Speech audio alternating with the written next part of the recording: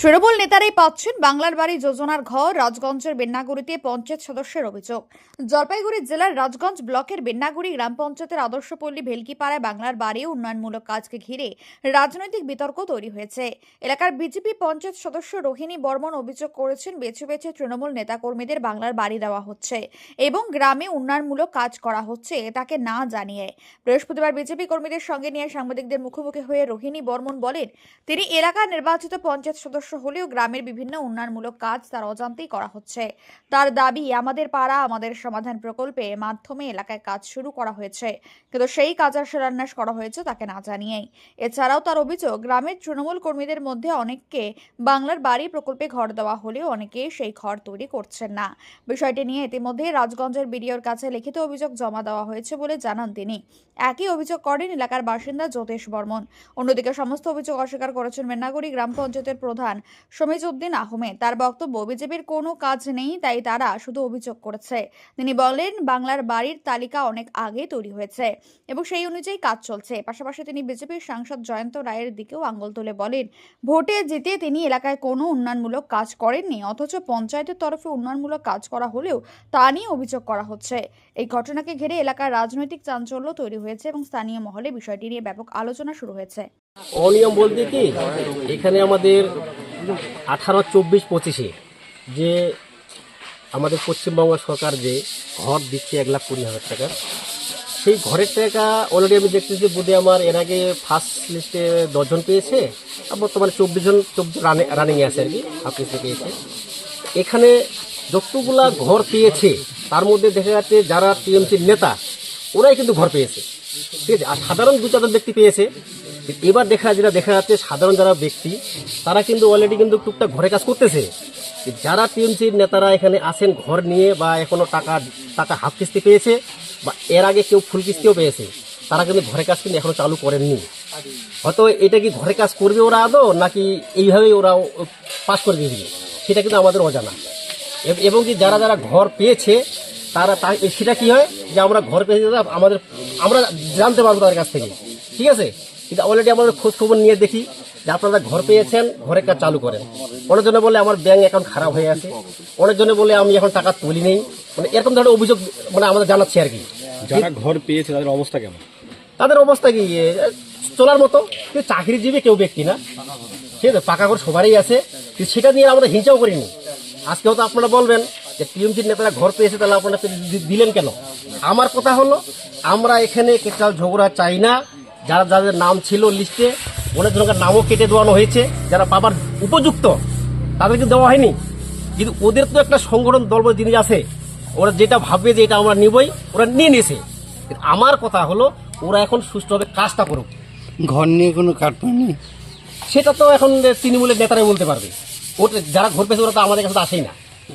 আমরা তো ওদেরকে, যারা ঘর পেয়েছে ওদেরও আমরা খারাপ, আর যারা পাশে বাড়ি পাইনি ওদেরও আমরা খারাপ হয়ে আছি।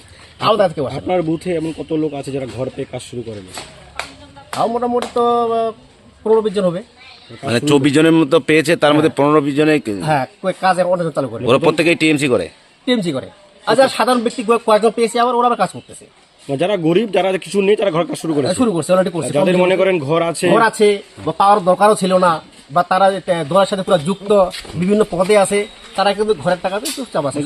নিয়ম তো বলে না সেই কথা যে ঘর থাকলে ঘর পাওয়ার কথা, নিয়ম তো বলে। সেটা এখন ওরা তো বলছে অনেক কিছু, কিন্তু হলো কই? স্থানীয় পঞ্চায়েত আপনি জানেন না কে কে পেয়েছে? না, সে তো জানি, অনেক ধরনের জানি আমি কে পেয়েছে না সব মুখস্থ, নাম গায়ে বলবো না আমি। সেটা আপনার টিএমসি নেতাদের কাছে নেন যে কে ঘর পাইলো, কে কাজ চালু করলো, আমরা কি মিথ্যা বলতেছি নাকি, তাহলে আপনার শরীরটা বুঝতে পারবেন। কি নাম আপনার? রোহিণী বর্মন, স্থানীয় পঞ্চায়েত, গ্রাম পঞ্চায়েত। কত নম্বর বুথ আপনার? আমি 18, 24, 25 দুই বুথের পঞ্চায়েত।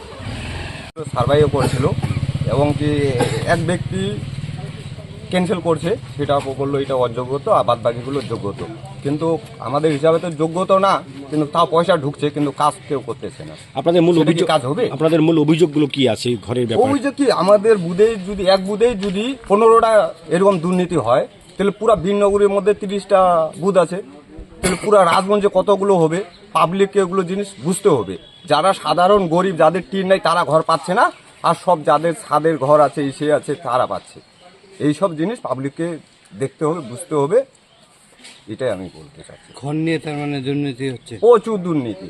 যদি এক বুথে যদি 15টা দুর্নীতি হয় তাহলে পুরো বিন্নাগুড়ি কতগুলো হবে। এটা আর এর সাথে কারা কারা যুক্ত আছে এটা আমরা একটু তদন্ত করে আপনাদের মাধ্যমে জানতে চাই। এটা হলো আপনাদের কি ঘর, কি নাম আছে এই ঘরটা? আবাস যোজনা, বাংলার বাড়ি, যেটা অঞ্চল থেকে আসে, মানে যেটা রাজ্য সরকার দিচ্ছে বাংলার বাড়ি। কি নাম আছে আপনার? জ্যোতিষ বর্মন, এই জায়গাটার নাম? আদর্শপল্লী ভেলকিপাড়া। কাজ হচ্ছে জানে না এরকম সম্ভবত আমার জানা নাই, সেটা সবাই জানে কোথায় কী কাজটা হচ্ছে।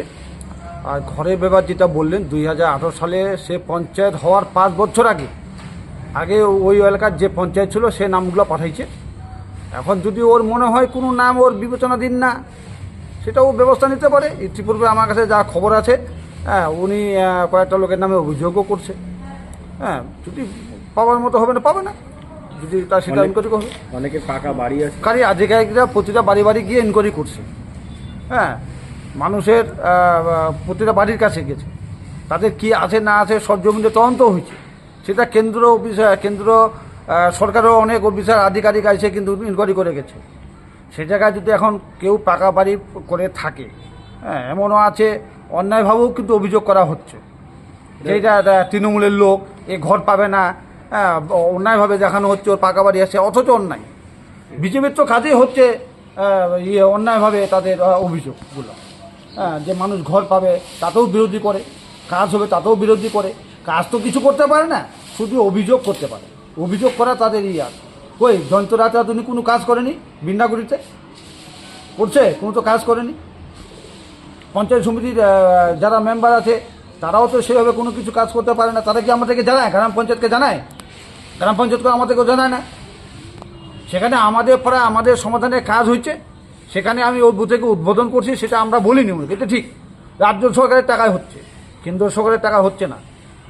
নিশ্চয় যদি বলার মতো হবে সেটা আমরা পরবর্তীতে বলবো। আরও অনেকগুলো কাজ আছে, বলবো, নিশ্চয় বলবো। মানে বাংলার বাড়ির প্রথম কিস্তি পাওয়ার পর আমাদের সরকারের নির্দেশ আছে, প্রথম কিস্তি পাওয়ার পর তারা ঘর করবে কি করবে না সেটা ওদের ব্যাপার, কিন্তু যতক্ষণ না ইনকোয়ারি হবে সেকেন্ড কিস্তির টাকা পাবে না। ঘর না করলে সেকেন্ড কিস্তির টাকা পাবে না। সেটা তো সেকেন্ড কিস্তি পাওয়ার পর। এখনই অভিযোগ করতে করার কি আছে? কেবল 15 দিন 20 দিনও হয়নি যে মানুষ প্রথম কিস্তির টাকা পাইছে। সেকেন্ড কিস্তির টাকা পাইলে তবে অভিযোগ করবে যে গরুটা ঘর করেনি। সেটা ব্লক প্রশাসন আর গ্রাম পঞ্চায়েত মিলে সেটা তদন্ত করা হয় ফিল্ডে গিয়ে। বিজেপির অভিযোগই থাকবে।